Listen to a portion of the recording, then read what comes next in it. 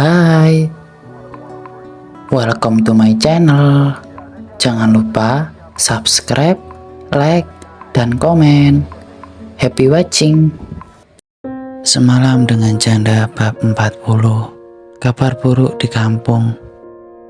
Ana masih tinggal di kediaman Axel karena pamannya itu belum rela untuk melepaskan Ana kepada Kaisar. Sementara Kaisar menghabiskan malam-malamnya di apartemen demi menghindari konflik verbal dengan Nyonya Farah. Setiap hari Kaisar akan mengunjungi Ana dan membawakan kebutuhan Ana sebagai ibu hamil. Tak pernah absen rasanya Kaisar menemui Ana di sela-sela istirahat, makan siang, atau pulang kerja. Yang jelas, Kaisar ingin memastikan kesehatan Ana dan calon anaknya dengan mata kepalanya sendiri. Siang ini, Kaisar membawakan sepaket buah-buahan segar dan susu ibu hamil ke kediaman Axel. Ana sudah menyambut Kaisar di pintu depan. Sepertinya Axel sedikit berbaik hati membiarkan Kaisar masuk rumahnya tanpa halang dan rintang. Kan udah aku bilang nanti juga nggak apa-apa. Katanya ada meeting penting. Omel Ana sambil memberi Kaisar jalan melewati pintu. Seorang pembantu muncul untuk membawa belanjaan Kaisar ke dapur. Kaisar melingkarkan lengannya ke pinggul Ana lalu duduk di sofa di sebelah Ana. Saya sudah rindu berat sama kamu dan anak kita. Memangnya saya nggak boleh lihat kamu? Apa kamu melarang saya lagi? Canda Kaisar sambil melirik lantai 2. Axel mengawasinya di sana. Ana tersenyum kemudian menggeleng kecil. Enggak lah, aku cuma khawatir kamu batalin meeting kamu sama klien yang penting. Semangat ya kerjanya Papa Kaisar. Terima kasih Ana. Kemudian Kaisar mengajak anak di dalam kandungan Ana mengobrol. Pembantu kembali membawakan apel yang sudah dikupas dan dipotong, serta segala susu hamil. Kaisar menyuapi Ana dan meminta Ana meminum susunya. Hingga tiba-tiba ponsel Ana berdering nyaring memecah kebersamaan di antara mereka. Siapa? Tanya Kaisar sambil menyekat sudut bibir Ana dari noda susu. Ana membaca tulisan yang terpampang di layar ponselnya. Ayah telepon. Kenapa ya? Padahal baru semalam ayah dan ibu telepon tanya kabar cucunya. Angkat saja. Siapa tahu mereka kangen lagi sama kamu dan cucunya. Iya, sebentar. Ana menggeser tombol hijau kemudian menyapa ayahnya yang memanggil di seberang telepon. Halo ayah, ada apa ya? Tanya Ana khawatir, takut-takut penyakit Pak Agus kambuh. Yang menelpon ternyata bukanlah Pak Agus sendiri, melainkan Budiah yang suaranya terdengar gemetaran. Ana, gawat nak. Loh, ibu, kenapa bu? Sekarang Ana benar-benar khawatir. Kaisar mengerutkan kening dan bergeser mendekat untuk mendengarkan percakapan Ana dan ibu angkatnya. Budiah berkata sambil terisak, Ana, paman dan bibi kamu Sigit dan Mirna datang ke rumah nak. Dek, wajah Ana langsung memuncat pasi. Tangan Ana gemetaran dan ia menatap Kaisar dengan panik. Bu, ibu dan ayah baik-baik saja kan? Apa yang mereka lakukan di sana? Mereka mencari kamu. Mereka kira kamu bersembunyi di sini, ungkap Budiah ketakutan. Di latar belakang terdapat suara pertengkaran beberapa orang bersahutan. Sepertinya situasinya sedang kacau di sana. Monica mengadukan semuanya ke Sigit dan Mirna. Mereka bilang mereka nggak tahu apa-apa sebelum Monica cerita. Mereka minta pertanggungjawaban kamu nak. Ayah masih di depan buat nenangin mereka tapi... Bu, ibu tenang dulu aja. Kalau mereka cari Ana bakal hadapin mereka langsung. Sela Ana penuh tekad. Budiah terkejut bukan main dan segera menyambung. Enggak, jangan. Kamu nggak boleh kesini. Ibu telepon kamu supaya kamu tetap di rumah Pak Axel. Jangan sampai kamu ketemu sama keluarga Pangestu. Bu, Ana tahu betul gimana wataknya Kak Monica. Pasti nggak beda jauh banyak orang tuanya. Jangan khawatir bu. Ana akan berangkat ke sana sekarang. Tunggu Ana datang ya bu. Dengan begitu, Ana mematikan sambungan telepon secara sepihak dan langsung memberitahukannya kepada Kaisar. Sosok tangguhnya yang berbicara di telepon pun memudar. Sebenarnya, Ana juga merasa takut jika pasangan Pangestu itu akan mengancam ayah dan ibu angkatnya yang tidak tahu apa-apa. Apa yang terjadi di sana? Tanya Kaisar tak sabaran ketika melihat raut Ana berubah cemas dalam hitungan detik. Ana menahan tangisnya dan memegang tangan Kaisar dengan memohon. Kaisar, tolong antar aku ke kampung. Om Sigit dan Tante Mirna ngelabrak orang tua aku. Aku takut mereka nyakitin ayah dan ibu, Kaisar. Kaisar mengerahkan gigi mendengar hal itu. Dia tahu bagaimana kerasnya watak keluarga Pangestu, dan mungkin hanya Agus Pangestulah satu-satunya yang berkepribadian lembut. Kaisar melepaskan tangan Ana dari genggamannya lalu berdiri dengan tangan mengepal. Kamu diam di sini saja. Saya yang akan datang ke sana dan menangani mereka. Ana menggeleng keras. Ia juga ikut berdiri menahan lengan Kaisar. Jangan, aku ikut. Yang Om Sigit dan Tante Mirna cari itu aku, bukan kamu, Kaisar. Siapapun yang mau mencari istri saya, maka harus berhadapan dulu dengan saya, ujar Kaisar dengan penuh tekad. Saya nggak akan membiarkan orang lain menyakiti kamu lagi, Ana. Kalau begitu aku ikut. Tunggu sebentar, aku ambil tasku dulu. Ana, sudah saya bilang, biar saya saja yang ke rumah. Kaisar tidak sempat menyelesaikan ucapannya karena Ana buru-buru naik ke lantai atas dan memasuki kamarnya. Kala itu, Axel dan Arumi yang menyaksikan kepanikan Ana menghampiri Kaisar dengan wajah cemas. Mereka menanyakan siapa yang menelpon Ana dan kenapa Ana sampai bertingkah panik begitu. Kaisar menjelaskan secara singkat karena memang kondisinya sangat urgen. Setelah Ana mendapatkan tasnya, ia kembali ke ruang tamu dan berpamitan kepada paman dan bibinya. Om, Tante, aku sama suamiku pergi dulu. Arumi mengangguk. Tatapannya menunjukkan rasa simpati. Hati-hati di jalan ya, Kia. Kalau ada apa-apa, segera telepon Om dan Tante. Pasti kami akan menyusul dan melindungi kamu. Jangan cemaskan hal itu, Bu Arumi. Saya akan selalu melindungi Ana. Mereka adalah mertua saya. Jadi saya sudah terbiasa menghadapi mereka berdua.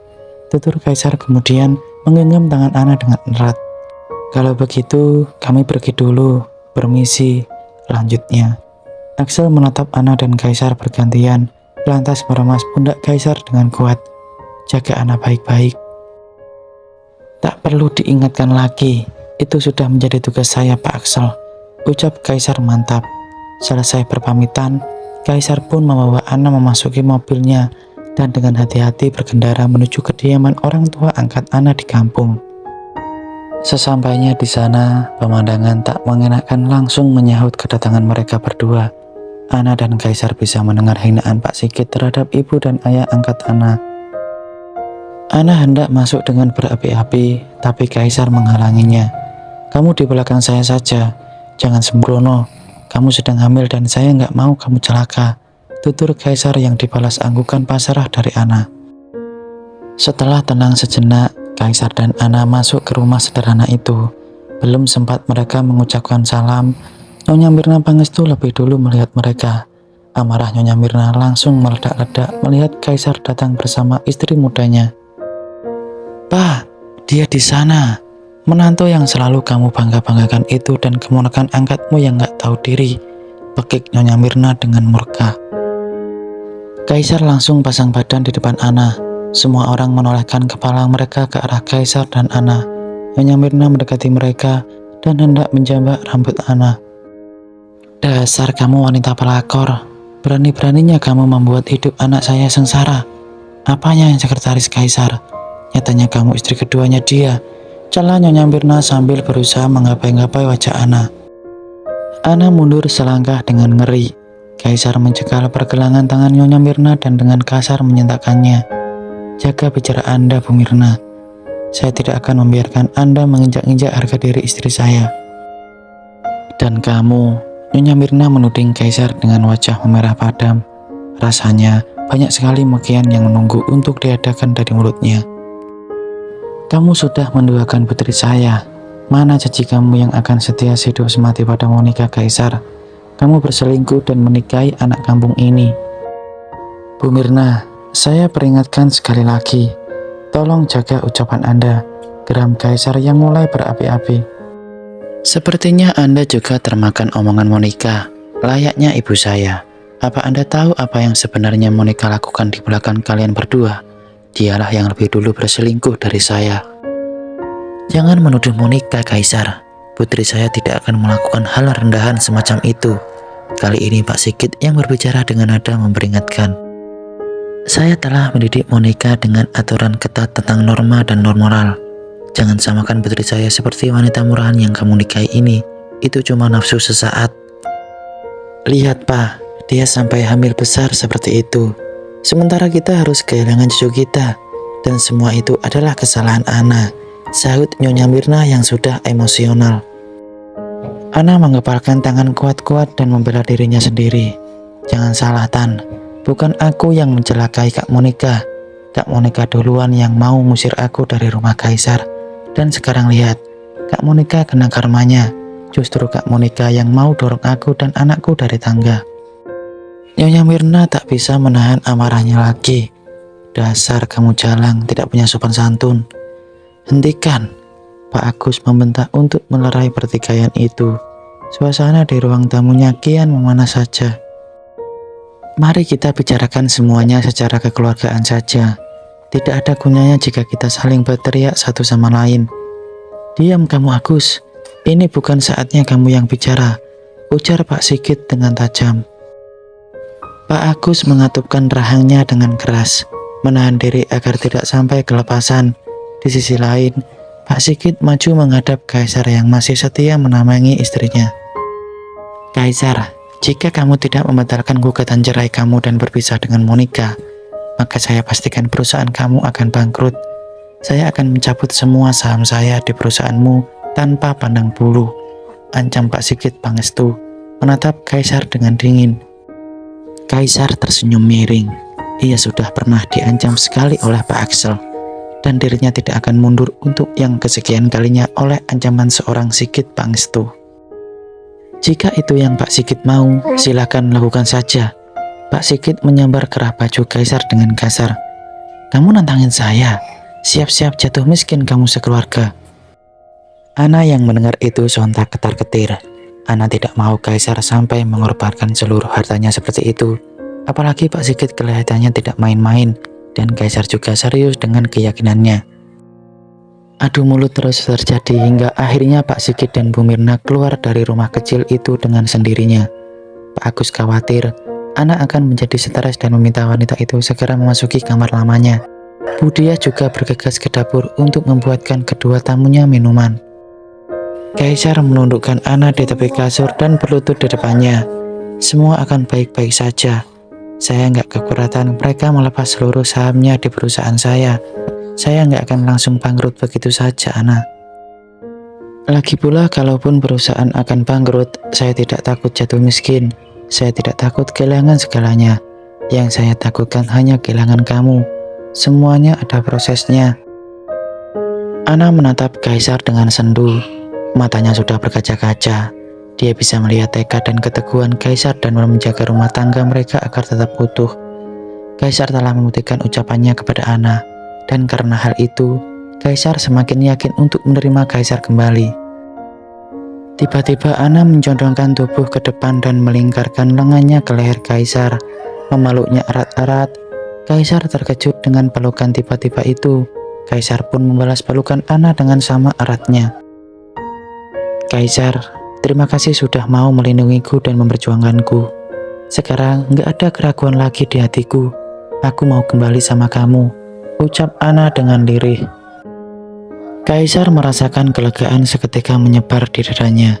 Kaisar tersenyum dan membenamkan wajahnya di celuk leher Ana, semakin mempererat pelukannya kepada Ana. Terima kasih sayang, karena sudah bersedia menerimaku kembali. Ana mengangguk lalu memejamkan matanya menikmati kehangatan pelukan Kaisar.